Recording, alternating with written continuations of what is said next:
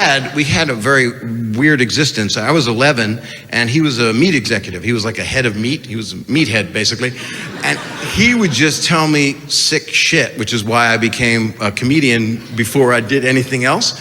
We would be in a restaurant, this is true, and he was sitting next to me and he had a menu and he said, tonight's specials are cake and cock and they're out of cake.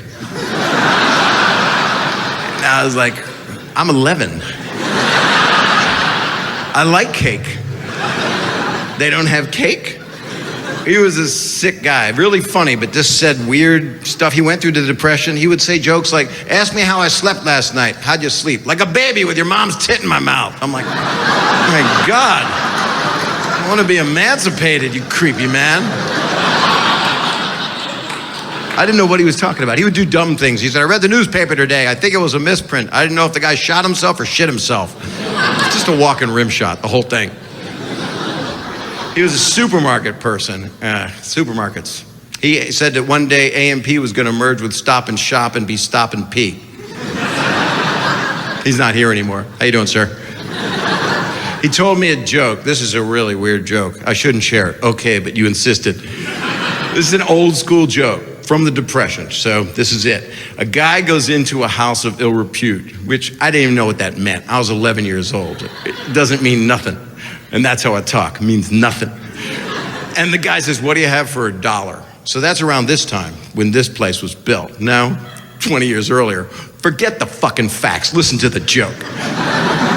So this guy goes into a house of ill repute and says, what do you have for $1? And the proprietor, I don't know what proprietor means, he says, I'm 11. He says, go upstairs and make a right and sit on the bed and you'll know what to do.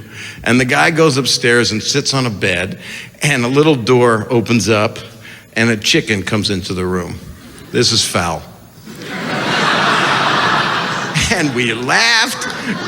And the guy, I'm 11, the guy, as my dad tells me, does his business with the chicken. That's fucking nothing to me. I don't know what that does his business.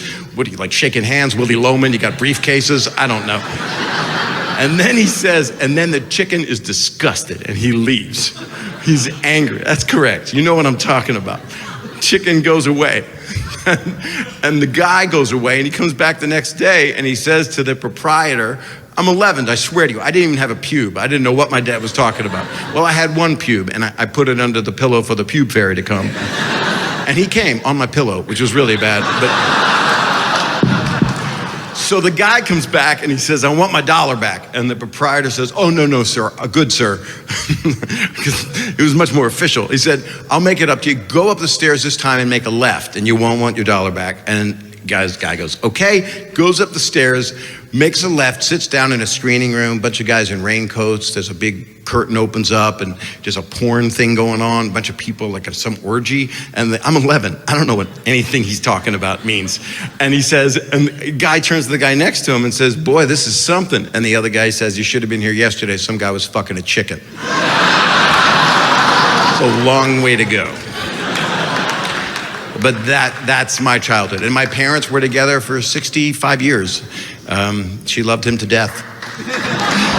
And my mother's still alive. She can hear you right now. She's outside driving around. She is 87 and she still drives. I got her a prescription Winfield. And I got the first alert. You know that thing where you fall and you can't get up or something? She hits the button and it calls the first people that I want there, which is the caterer. That's specifically a Jewish person's kind of joke.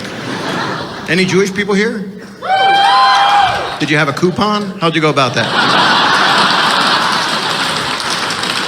You applaud that. That does not help. I'm actually Jewish. I'll be showing you in just a few minutes. We'll bring the jib in close. I call it a jib to show my giblets. I actually have been circumcised 9 times. Enjoy the calamari.